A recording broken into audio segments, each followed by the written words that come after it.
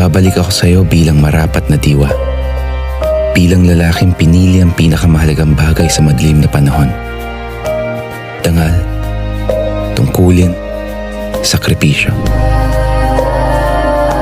Hindi mawawalan ng halaga ang kamatayan ko pagkat namatay akong nagbibigay puri sa bayan. At higit sa lahat, sa iyo.